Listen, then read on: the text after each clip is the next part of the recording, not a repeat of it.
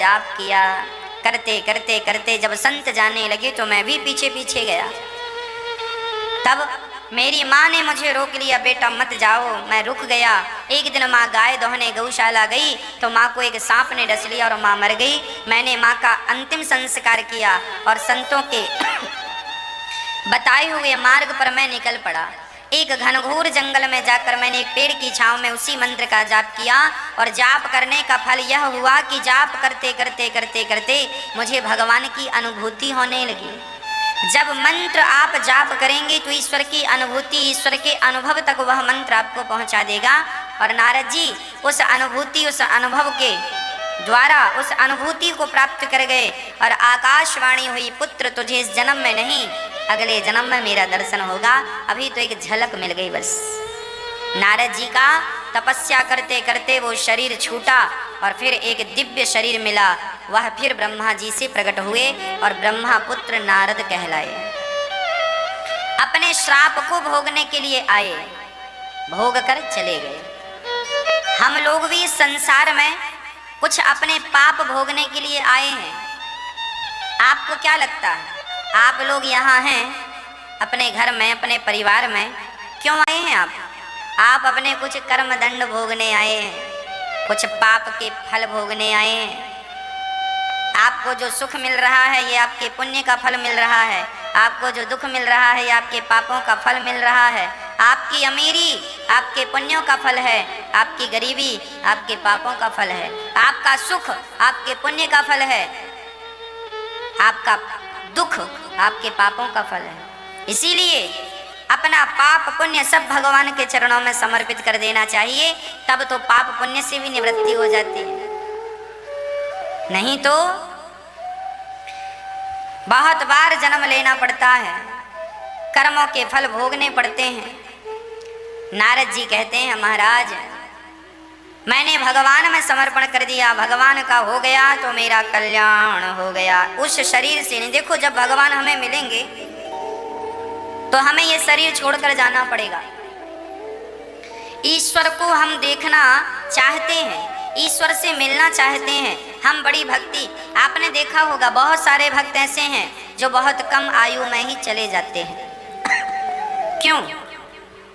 उनकी भक्ति सिद्ध हो गई, पक गई। ये शरीर छूटेगा तब ही परमात्मा मिलेंगे दूसरे दिव्य शरीर से। अब कई लोग रोते हैं महाराज वो चले गए, वो बड़े भगत थे, वो तो बड़ी भक्ति करते थे। अरे तो भक्ति करते थे तो उन्हें भक्ति का परिणाम मिला। स्वामी विवेकानंद जी एक कम 40 वर्ष की उम्र में चले गए।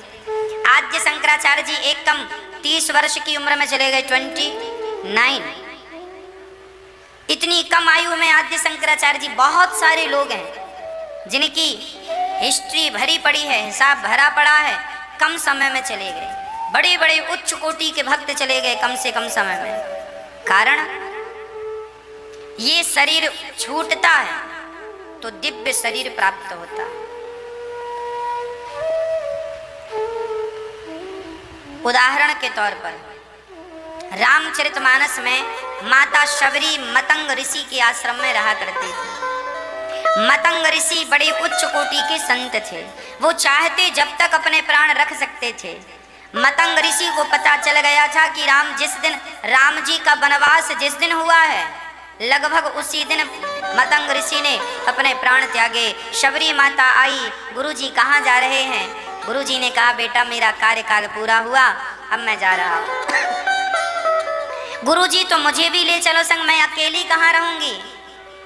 गुरु मतंग जी ने कहा शबरी तू यहीं रह, तुझे राम का दर्शन होगा। शबरी बोली मैं राम को ढूंढने कहाँ जाऊंगी जंगल में। बोले तुझे कहीं नहीं जाना, राम खुद ढूंढते ढूंढते चलते चलते तेरे पास आएंगे और राम खुद तेरे पास आकर तुझे दर्शन देंगे। अब बताओ मतंग ऋषि के कारण शबरी को भगवान मिले तो क्या मतंग ऋषि कुछ दिन और जिंदा रहकर भगवान को नहीं देख सकते थे? अरे भाई मतंग ऋषि जहां गए उन्हें पता था ये शरीर छूटेगा तो मुझे भगवान के पास ही जाना है।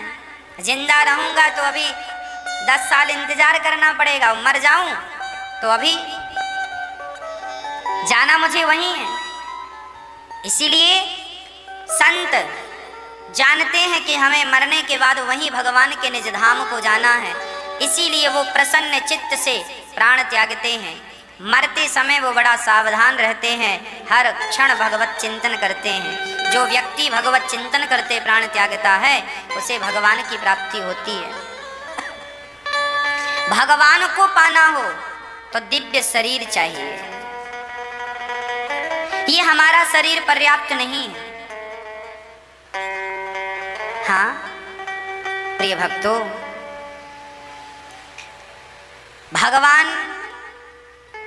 श्री नारद जी ने जब अपनी कथा सुनाई तो व्यास जी ने श्रीमद् भागवत महापुराण की रचना की। अच्छा, भागवत को कहाँ से प्रारंभ करते हैं व्यास जी? महाभारत की चर्चा से। भागवत जी में महाभारत की चर्चा अद्भुत है। महाभारत, अच्छा महाभारत से हमें और आपको कुछ सीखना चाहिए। अच्छा मैया जी, आपके घर में महाभारत होता है कि नहीं? नहीं ना होए तो ही अच्छा है। आज लोग बड़े दुखी हैं, महाराज जी हमारे घर में महाभारत चल रहा है।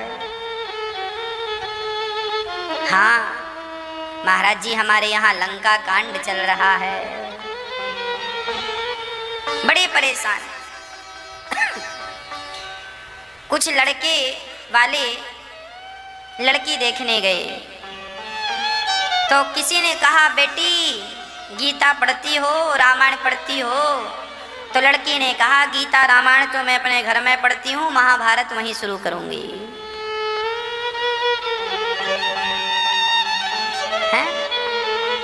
ये जो महाभारत है, कई लोग डरते हैं महाराज जी महाभारत पढ़ने से महाभारत होगा। आज लोग इतने ज्यादा अपनी अज्ञानता का परिचय देते हैं कि क्या कहें। अरे भाई, महाभारत पढ़ने से महाभारत कभी नहीं होता। हम लोग तो महाभारत भी पढ़ते हैं। महाभारत की पोथी पढ़ना चाहिए। क्या होगा? महाभारत को पढ़ने से आपका नॉलेज बढ़ेगा, ज्ञान बढ़ेगा। जो गलतियां इतिहास में हुई हैं वो गलतियां हम ना करें। एक कहावत है, अब पछताए होत क्या जब चिड़िया चुग गई। ये क्या है? कहावत है, मुहावरा। अब पछताए होत क्या जब चिड़िया चुग गई खेत। आप बताओ ये बात सही है कि गलत है? सही है। इसे हम सही नहीं कह सकते और इसे हम गलत नहीं कह सकते। इसे हम समझें और समझकर हम स्वयं निर्णय लें कि ये कितने % बात सही है और कितने % बात गलत है। मैं समझाने का प्रयास करता हूं, आप समझने का प्रयास करना। सुनिएगा, कहावत है, अब पछताए होत क्या जब चिड़िया चुग गई खेत। यदि आप पश्चाताप नहीं करेंगे, आपने गलती की और गलती आपने की और कल यदि आपने पश्चाताप नहीं किया तो चिड़िया खेत तो चुग ही गई, पर आप सावधान नहीं होंगे तो चिड़िया कल फिर खेत चुग जाएगी, चिड़िया परसों फिर खेत चुग जाएगी। पश्चाताप भी करना जरूरी है। हमने गलती की, हमने किसी भी सब्जेक्ट में गलती की तो हमें पश्चाताप करना होता। ओ हो, क्यों गलती की, क्यों ये कह दिया, क्यों। जब हम ये पश्चाताप करेंगे तब फिर कल हमसे ये गलती, और हमने पश्चाताप नहीं किया तो हम फिर से वही गलती। चिड़िया चुग गई खेत तो आज चुगी है ना, कल फिर चुग जाएगी, परसों फिर चुग जाएगी। इसीलिए जीवन में जो गलतियां हो रही हैं हमसे, वो गलतियों से हमें सबक लेना चाहिए, शिक्षा लेनी चाहिए और आने वाले भविष्य को सुधार लेना चाहिए, खूबसूरत बना लेना चाहिए। महाभारत की गलती क्या है? किसने गलती की महाभारत में? क्या महाभारत को रोका जा सकता था? यदि रोका जा सकता तो इतना बड़ा नुकसान, आपको पता होगा महाभारत के युद्ध में लाखों लोग मारे गए थे। आज हम ये कह सकते हैं उस जमाने का विश्व महायुद्ध था वो। दुनिया का ऐसा कोई देश नहीं था जिस देश के राजाओं ने महाभारत के युद्ध में हिस्सा ना लिया हो। आज तक के इतिहास में सबसे बड़ा युद्ध राम और रावण का युद्ध था। उसके बाद दूसरे नंबर में सबसे बड़ा युद्ध महाभारत का था। इतना बड़ा युद्ध आज तक नहीं हुआ। द्वितीय विश्व युद्ध हुए हैं, आपने सुना होगा इतिहास के पन्नों में, पर वो इतने बड़े नहीं थे जितना बड़ा महाभारत था। प्रथम विश्व युद्ध भी आपने सुना होगा, पर वो इतने बड़े नहीं थे जितना बड़ा महाभारत था। दुनिया का कोई देश ऐसा नहीं था जिस देश के राजा ने महाभारत में हिस्सा ना लिया हो। कुछ राजा कौरवों की तरफ से हिस्सा ले रहे हैं, कुछ राजा पांडवों की तरफ से भाग ले रहे हैं, और युद्ध चल रहा है।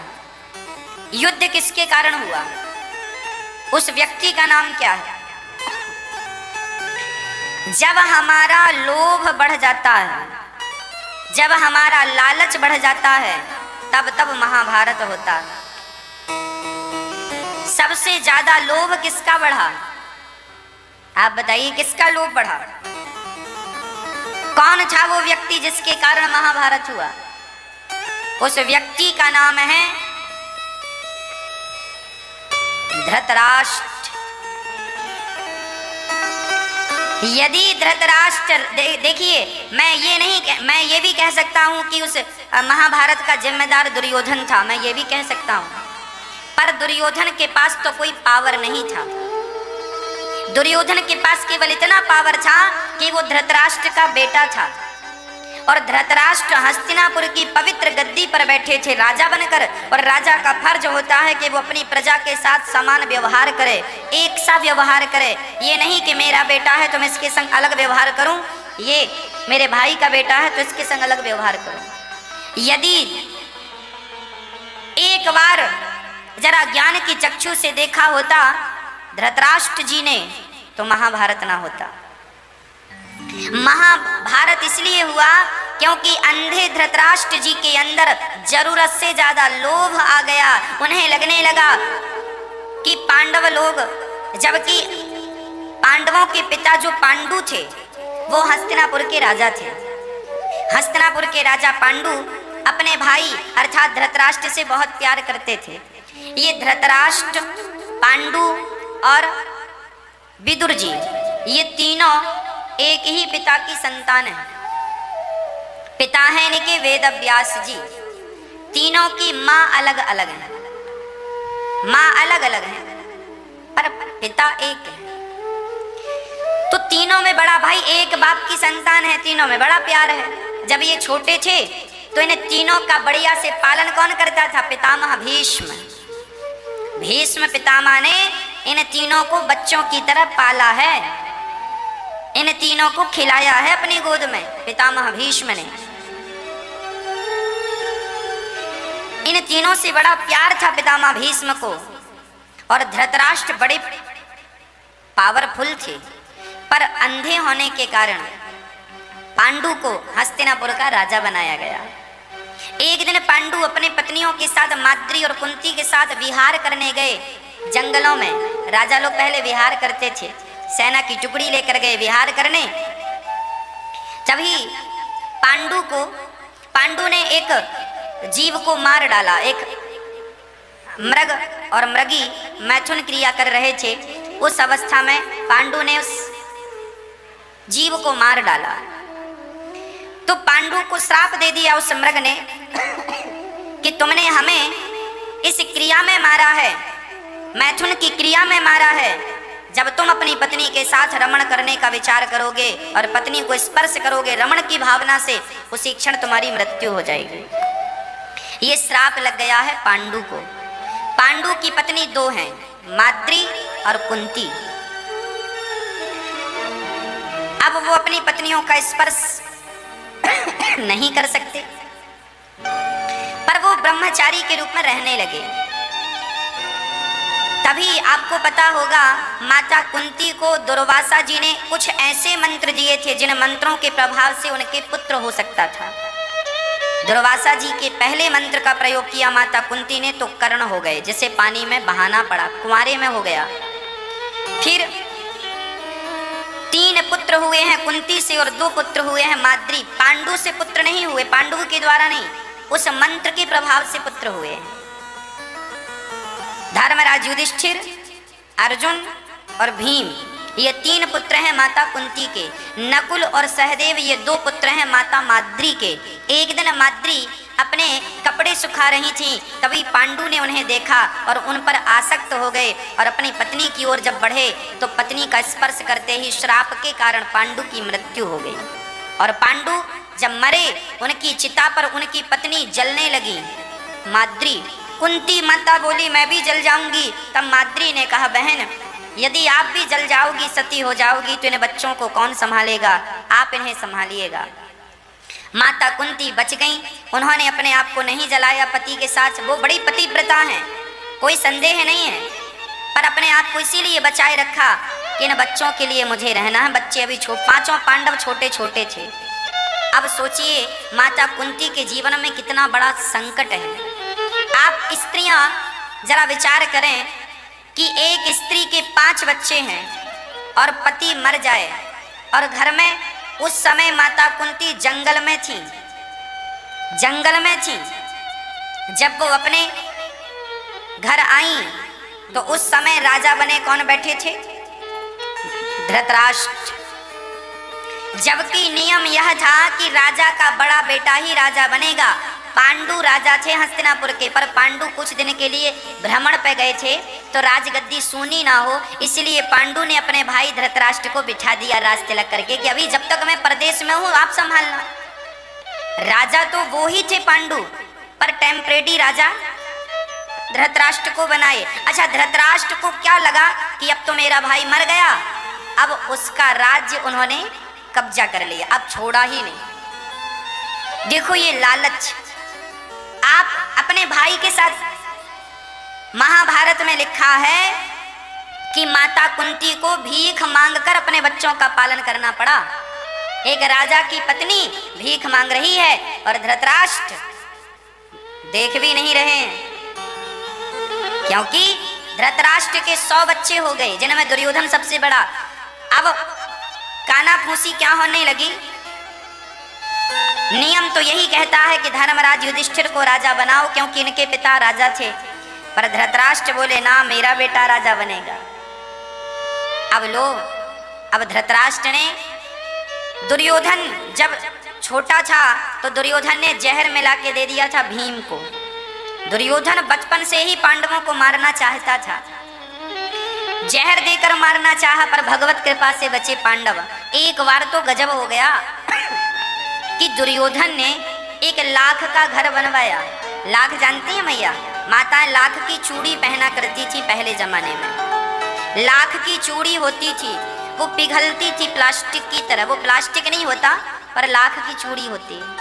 उस लाख का घर बनवाया बढ़िया सा, और 5 पांडवों को उस घर में रहने का स्थान दे दिया। बोले तुम्हारा घर ये है।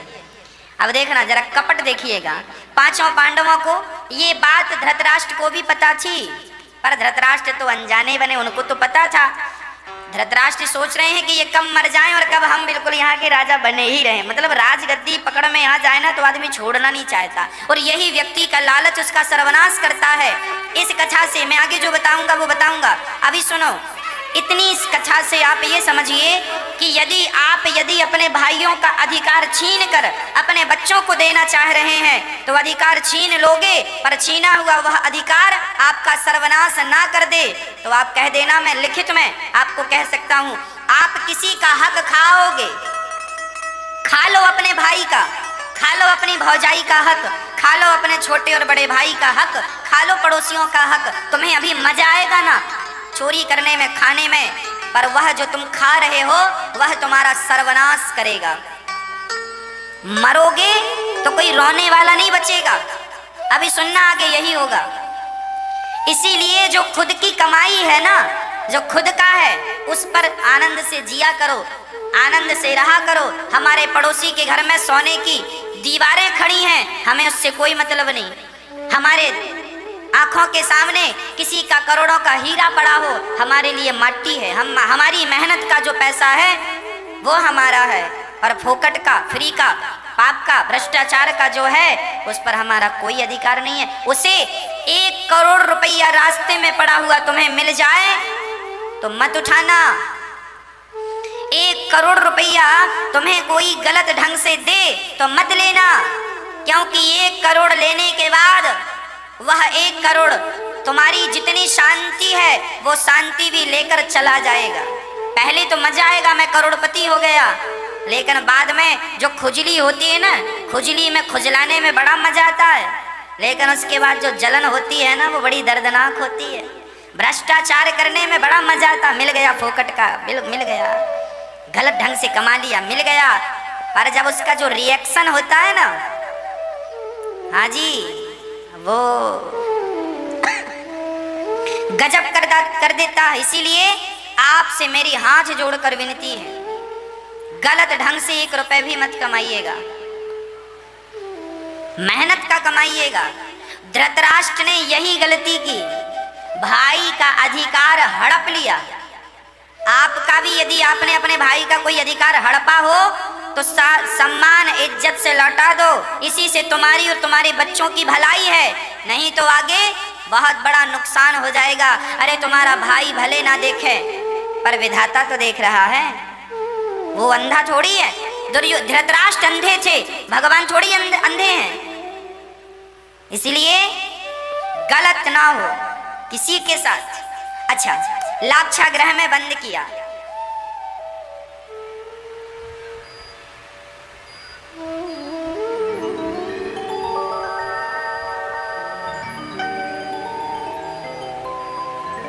लाक्षागृह में बंद किया। कौरवों ने पांडवों को लाक्षागृह में बंद किया और आग लगा दी।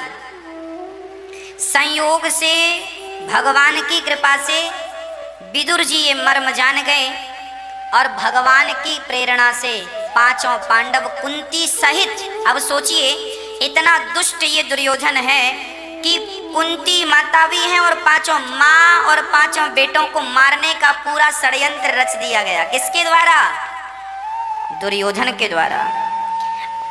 अब जब दुर्योधन के द्वारा षड्यंत्र रचा गया और लाक्षागृह में आग लगाई तो पांडव नीचे से निकल के भागे गुफा से, और वहां पर 5 लोग सचमुच जलकर मर गए, है ना। तो हल्ला यही फैल गया कि पांडव मर गए। अब तो इन लोगों ने बड़ी चैन की सांस ली। धृतराष्ट्र तो दिखाने में बहुत रोए, मेरी कुंती चली गई, मेरे बच्चे चले गए, पर अंदर बड़े प्रसन्न थे। ठीक मर गए, ठीक मर गए, ठीक मर गए, हमारा तो रास्ता साफ हो गया, साफ हो गया। पर ऊपर से रो रहे हैं, अंदर से खुश है। दुर्योधन बड़ा खुश, फूला नहीं समारा कि पांडव मर गए, पांडव मर गए। अब देखिएगा, दूसरों को मारकर जिंदा जलाने का प्रयास किया। अब किसी आदमी को आप जिंदा जलाएं और उसकी संपत्ति से आप कहें कि संपत्ति, हमने इस संपत्ति के असली मालिक को जिंदा जला दिया और ऐ संपत्ति अब तुम हमें सुख दो, क्या ऐसी संपत्ति तुम्हें सुख देगी? और दुर्योधन ने यही चाहा, पांडवों को जला दिया आग में। और अच्छा, पांडव तो बच के निकल गए, पर इन्हें लग रहा है कि मर गए, मर गए। इन लोगों ने तो तेरही वेरही भी कर ली, पांडवों की तेरही भी कर ली, कुंती की तेरही भी कर ली। ये बड़े खुशी मना रहे हैं, ठीक मर गए, ठीक मर गए। पर जाको रखें राम जी, मार सके ना कोई, बाल न बाका कर सके जग में जो बैरी होए। अरे कौन उन्हें मारेगा जिन्हें बचाने वाले स्वयं भगवान श्री कृष्ण हो। इसीलिए कहा करता हूं, जमाने पर विश्वास ना करो, भगवान पर विश्वास करना सीखो। आग में इतनी ताकत नहीं है कि भगवान के भक्त को जला सके, इसीलिए मरते दम तक भगवान के श्री चरणों में विश्वास बनाए रखिएगा। लाख दुश्मन आपके साथ आपको मारने का प्रयास कर रहे हो, लाख दुश्मन एक तरफ और मेरे श्री कृष्ण की कृपा एक तरफ। इसीलिए केवल विश्वास, विश्वासो ही फलदायक मंत्र जाप मम दृढ़ विश्वासा। भगवान के श्री चरणों में केवल विश्वास रखिएगा। धृतराष्ट्र, तुम्हें बड़ा मजा आ रहा है? हाँ, गद्दी पे बैठने बड़ा मजा आ रहा है। हाँ जी, अभी मजा लूटो। अभी तुम्हारी आंखों के सामने तुम्हारे ये 100 बच्चे मरेंगे। अभी बड़ा मजा आ रहा है ना गलत करने में? करो, हाँ मजा आ रहा है। अभी जब सजा मिलेगी तो नानी याद आएगी, नानी।